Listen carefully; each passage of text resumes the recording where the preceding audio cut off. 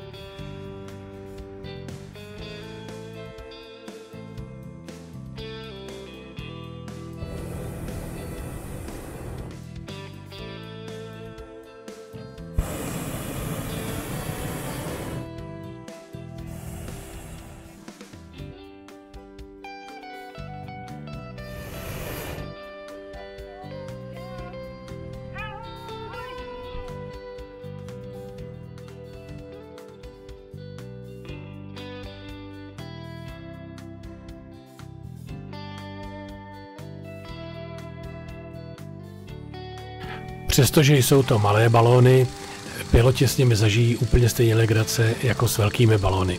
Možná o trochu víc, protože jsou daleko lépe ovladatelné. Obecně se tvrdí, že tyhle malé balóny jsou pouze pro jedno, ale sami vidíte, že klidně můžete lítat i ve dvojci.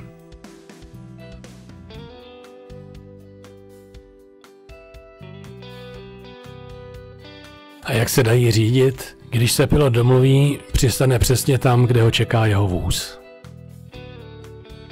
Tak jako každá soutěž začíná i tato rozpravou sportovního ředitele se soutěžícími posádkami.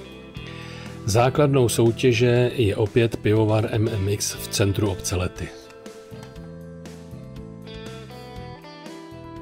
A pak můžeme balóny připravit k letu, nafouknout studeným vzduchem, ten ohřát a můžeme vzlétnout.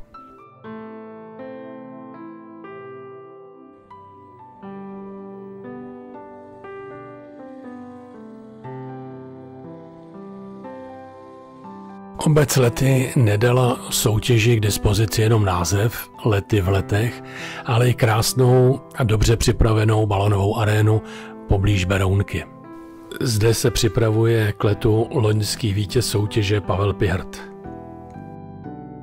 A to jsme ještě netušili, že mu na záda bude dýchat profesionální pilotka Zuzana Železná, která celou soutěž nakonec vyhrála.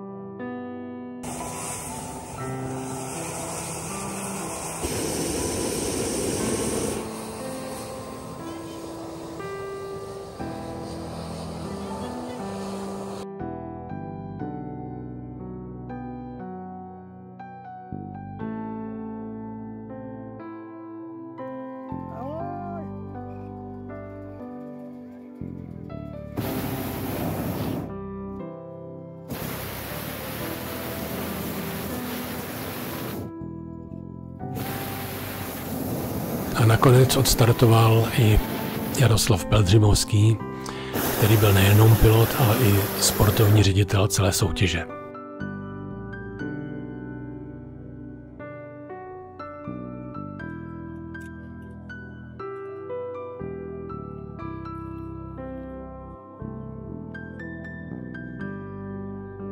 Soutěž je pořádána v době, kdy obce pálejí svoje čarodejnice. Bohužel v době samotného pálení čarodejnic val silný vítr a my jsme s našimi balony nemohli vzlétnout. Takže jsme si prohlédli jen připravené hranice a zvířata v okolí.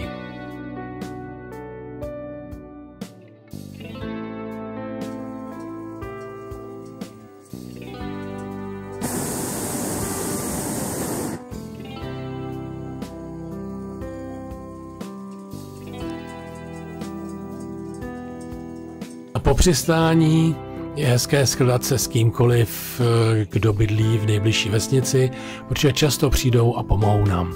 A dokonce i mladí nadějní aviatici.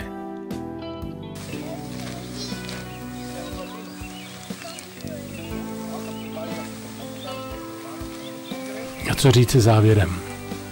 Příští ročník soutěže Lety v letech 2025 začne 29. dubna a skončí 2. května. A tak doufejme, že bude mít lepší počasí.